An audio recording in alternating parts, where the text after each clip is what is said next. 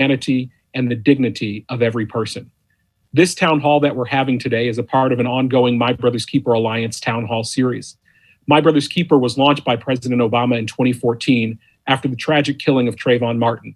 The president launched it in the East Room of the White House, calling on America and everybody to do whatever they could in their power to make sure young men of color knew that they matter and to reduce the systemic barriers that stand in their way and make sure every young person has every opportunity to reach their dreams. Today, the work of My Brother's Keeper continues as the My Brother's Keeper Alliance at the Obama Foundation, where we lead a network of more than 250 communities and a massive call to action to businesses, mayors, and other folks in communities across the country. Our mission is to build safe and supportive communities where boys and young men of color are valued and have clear pathways to opportunity.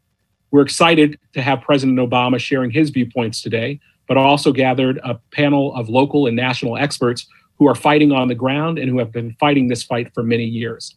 Before we start our program today, I want to acknowledge the lives of George, of Brianna, of Ahmaud, and far too many others by taking a 30-second moment of silence in order to remember those lives and reflect. Please join me in a moment of silence.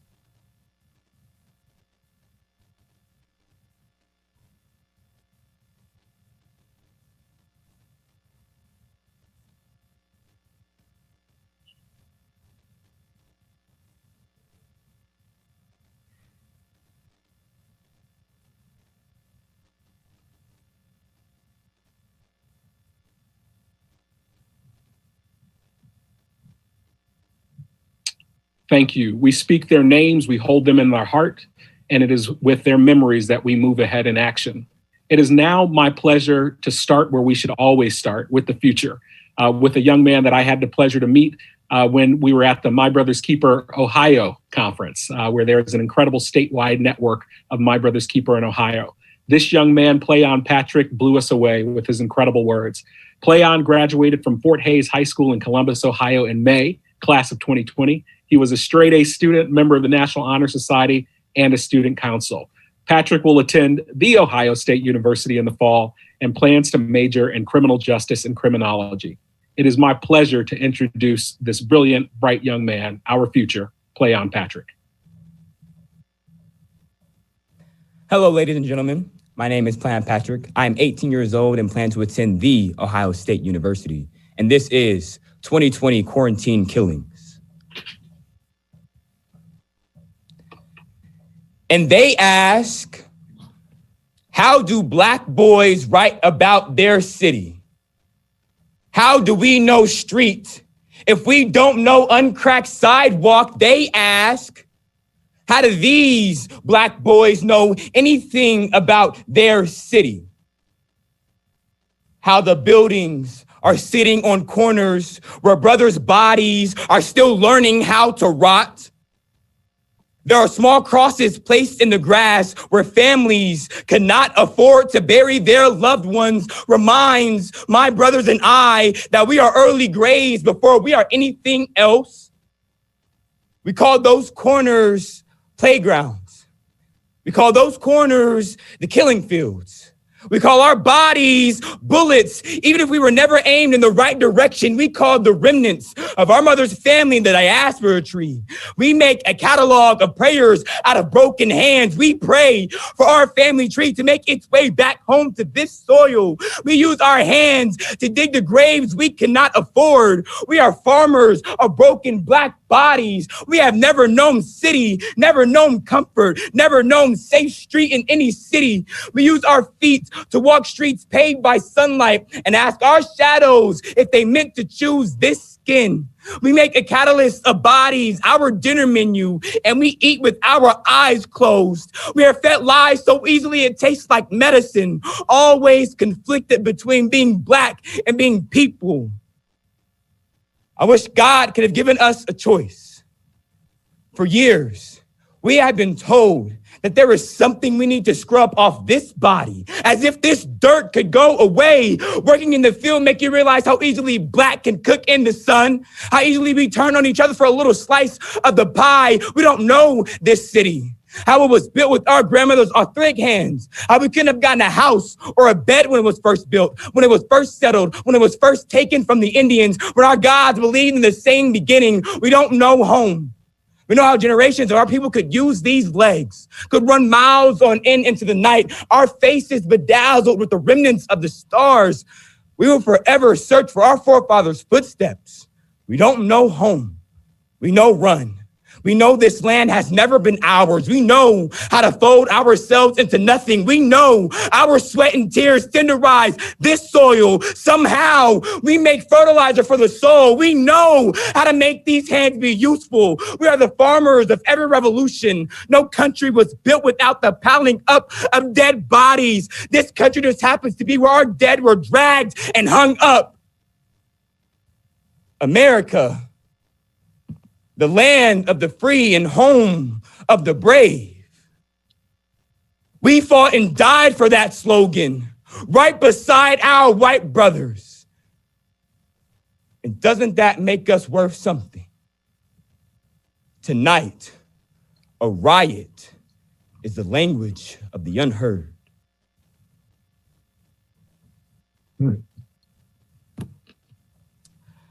I want to take a second to thank the MBK Village and the Obama Foundation for giving me such a great opportunity to continue to spread the message. Now, it is my honor to introduce to you a man who needs no introduction. He is the founder of the My Brother's Keepers program. He is a father, lawyer, lecturer, community organizer, and so much more. Born and raised in Honolulu, Hawaii, he is the man who changed America forever. It is none other than the 44th president of the United States of America, President Barack Obama. Man, thank you. Man, that was unbelievable. And we could not be prouder. And you are a hard act to follow. So, I can't wait to see all the great things that you're going to be doing in the future. Good afternoon, everybody. All the participants, all the panelists. Let me start by just acknowledging that we have seen in the last several weeks, last few months, the kinds of epic changes and events in our country that are as profound as anything that I've seen in my lifetime. And I'm now a lot older than planned. I'm going to be 59 soon. And let me begin by acknowledging that although all of us have been feeling pain, uncertainty, disruption, some folks have been feeling it more than others. Most of all, the pain that's been experienced by the families of George and Brianna and Ahmaud and Tony and Sean and too many others to mention, those that we thought about during that moment of silence. And to those families who've been directly affected by tragedy, please know that Michelle and I and the nation grieve with you, hold you in our prayers. We're committed to the fight of creating a more just nation in memory of your sons and daughters. And we can't forget that even as we're confronting the particular acts of violence that led to those losses, our nation and the world is still in the midst of a global pandemic that's exposed the vulnerabilities of our healthcare system, but also the disparate treatment and, as a consequence, the disparate impact that exists in our healthcare system, the unequal investment,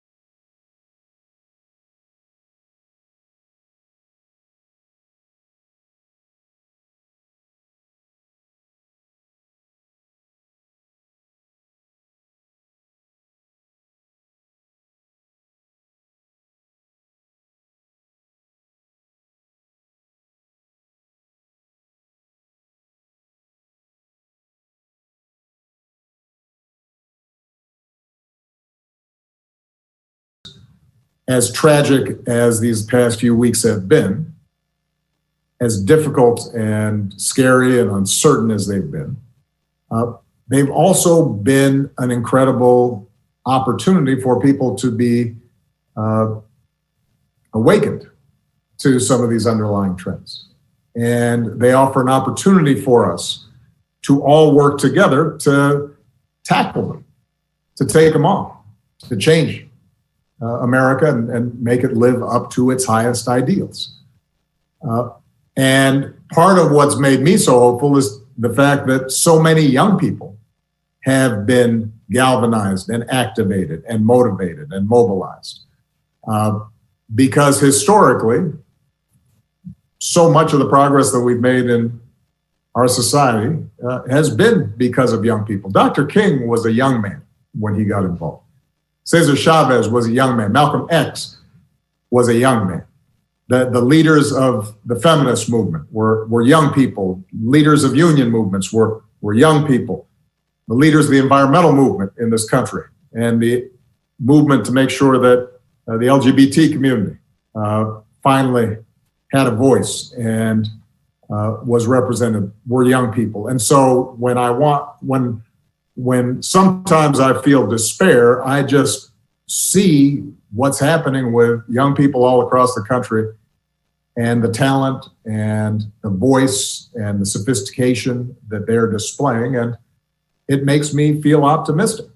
It makes me feel as if,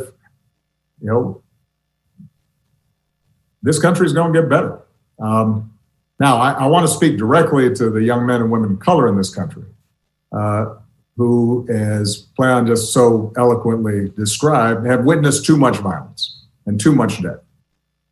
And too often, some of that violence has come from folks who were supposed to be serving and protecting you. I want you to know that you matter. I want you to know that your lives matter, that your dreams matter. And when I go home and I look at the faces of my daughters, Sasha and Malia, and I look at my nephews and nieces, I see limitless potential that deserves to flourish and thrive. And you should be able to learn and make mistakes and live a life of joy without having to worry about what's going to happen when you walk to the store or go for a jog or are driving down the street or looking at some birds in a park.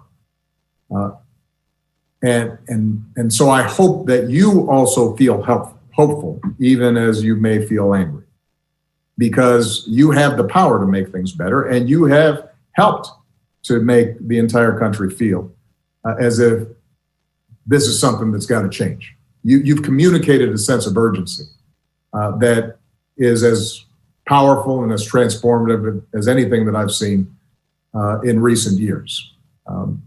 I want to acknowledge the folks in law enforcement that share the goals of reimagining policing, because there are folks out there who took the oath to serve your communities and your countries, have a tough job, and I know you're just as outraged about the tragedies in recent weeks as are many of the protesters. And so we're grateful for the vast majority of you who protect and serve.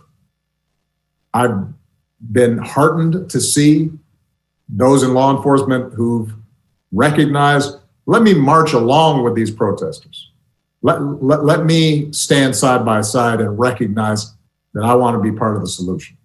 And who've shown restraint and volunteered and engaged and listened, because you're a vital part of the conversation. And change is going to require everybody's participation. Now, when I was in office, as was mentioned, I created a task force on 21st century policing in the wake of the tragic killing of Michael Brown. That task force, which included law enforcement and community leaders and activists, was charged to develop a very specific set of recommendations to strengthen public trust and foster better working relationships between law enforcement and communities that they're supposed to protect, even as they're continuing to promote effective crime reduction.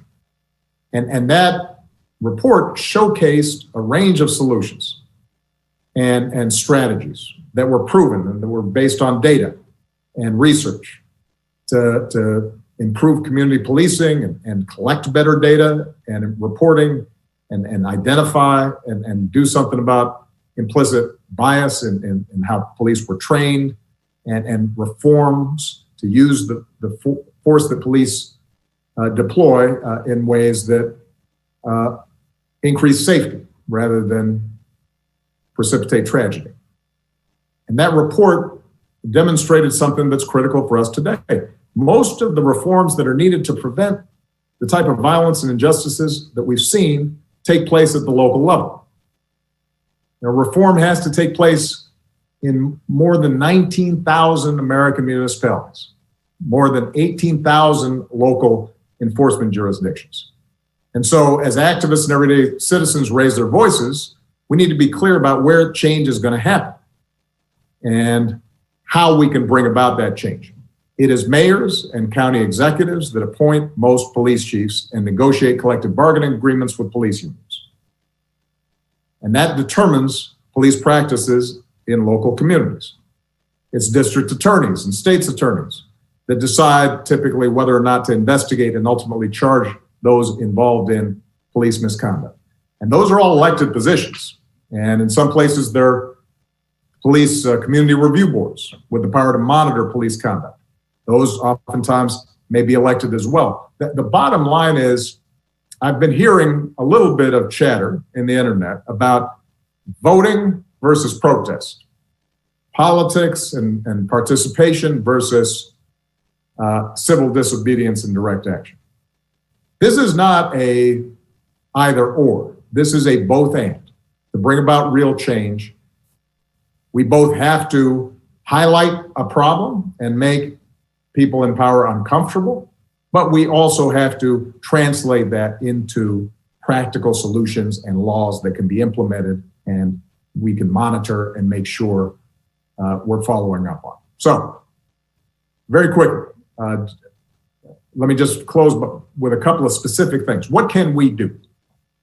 Number one, we know there are specific evidence-based reforms that, if we put in place today, would build trust, save lives, would not show an increase in crime. Those are included in the 21st Century Policing Task Force report. You can find it on obama.org. Number two, a lot of mayors and local elected officials read and supported the task force report, but then there wasn't enough follow-through. So today I am urging every mayor in this country to review your use of force policies with members of your community and commit to report on planned reforms. What are the specific steps you can take? And I should add, by the way, that the original task force report was done several years ago. Since that time, we've actually collected data, in part because we implemented some of these reform ideas. So we now have more information and more data as to what works. And there are organizations like Campaign Zero and Color of Change and others that are out there highlighting what the data shows, what works, what doesn't in terms of reducing incidents of police misconduct and violence. Let's go ahead and start implementing those. So we need mayors, county executives, others who are in positions of power to say this is a priority. This is a specific response. Number three, every city in this country should be a My Brother's Keeper community, because we have 250 cities, counties, tribal nations who are working to reduce the barriers and expand opportunity for boys and young men of color through programs and policy reforms and public-private partnerships. So go to our website, get working with that, because it can make a difference. And let me just close by saying this. I've heard some people say that you have a pandemic, then you have these protests. This reminds people of the 60s and the chaos and the discord and distrust throughout the country. I have to tell you, although I was very young when you had riots and protests and assassinations and discord back in the 60s, I know enough about that history to say there is something different here. You look at those protests And that was a far more representative cross-section of America out on the streets, peacefully protesting, and who felt moved to do something because of the injustices that they had seen. That didn't exist back in the 1960s, that kind of broad coalition. The fact that recent surveys have showed that despite some protests having then been marred by the actions of some, a tiny minority that engaged in violence, that despite, as usual, that got a lot of attention, a lot of focus. Despite all that, a majority of Americans still think those protests were justified. That wouldn't have existed 30, 40, 50 years ago. There is a change in mindset that's taking place, a greater recognition that we can do better. And that is not as a consequence of speeches by politicians. That's not the result of, spotlights in news articles. That's a direct result of the activities and organizing and mobilization and engagement of so many young people across the country who put themselves out on the line to make a difference. And so I just have to say thank you to them and for helping to bring about this moment and just make sure that we now follow through. Because at some point, attention moves away. At some point, protests start to dwindle in size. And it's very important for us to take the momentum that has been created as a society, as a country, and say, let's use this to finally have an impact. All right? Thank you, everybody. Proud of you guys. And I know that we're going to be hearing from a bunch of people who have been on the front lines on this and know a lot more than I do about it. Proud of you. Thank you, Mr. President. For everyone that's watching, the President decided he wanted to stay and be a part of the conversation that's going to be led by Brittany Packnett Cunningham with the Attorney General and other leaders. Before we go into that section, I want to reiterate the pledge that the President mentioned for mayors. So if you are a mayor, you can go to obama.org and you can take this pledge. And I also want to announce that several mayors have said, sign me up first, and they have already taken the pledge. Mayor de Blasio of New York, Mayor Lightfoot of Chicago, Mayor Frey of Minneapolis, Mayor Bowser of DC, Mayor Breed of San Francisco, and Mayor Keisha Lance Bottoms of Atlanta, all My Brother's Keeper communities as well. So if you go to that page, you can take the pledge, and we will be posting all the cities and all the mayors that take the pledge. And then in 90 days, we are going to publicly report out who has taken the pledge and the work that's happening to create real lasting change in communities. So it is now my pleasure to introduce a friend, an activist, an educator, a writer, an NBC and MSNBC News contributor, a lifelong activist and member of the Ferguson Uprising, co-founder of Campaign Zero, a policy platform to end police violence, and co-host of Pod Save the People. Previously, she was an appointed member of the Ferguson Commission and President Obama's Task Force on 21st Century.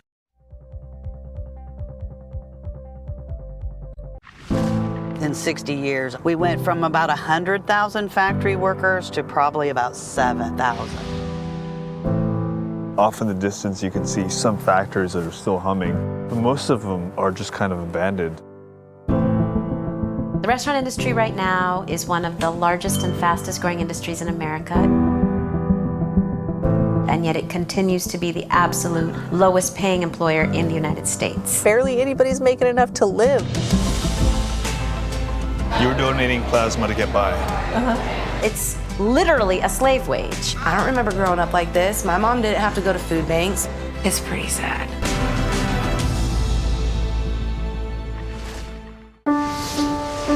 How do we put this in perspective about how worried we should be? We're going to share the newest numbers and critical information on the outbreak. Vladimir Duthier is tracking the plight of the restaurant business. Vlad? You've been talking to doctors. What are they saying to you about their experiences? Doctors and scientists in a race against time to cure coronavirus. Every evening we'll show how close they are, racing to a cure on the CBS Evening News with Norah O'Donnell. These are hard, tiring, taxing jobs, even before coronavirus came. This is my Clorox wipes, my Lysol. I have no idea what I'm walking into. I don't know if the customers are carriers. I feel privileged to be out here when so many people are out of work. Did you ever think that you would find yourselves at the front line? We have the opportunity to bring something valuable to the community, and that feels good. We have to be willing to change policy on a permanent basis to recognize and honor these workers. It doesn't seem like it's worth the risk that you endure every day. I have to do what I can to take care of myself and my family. If you had the choice, would you stay home? Maybe, yeah.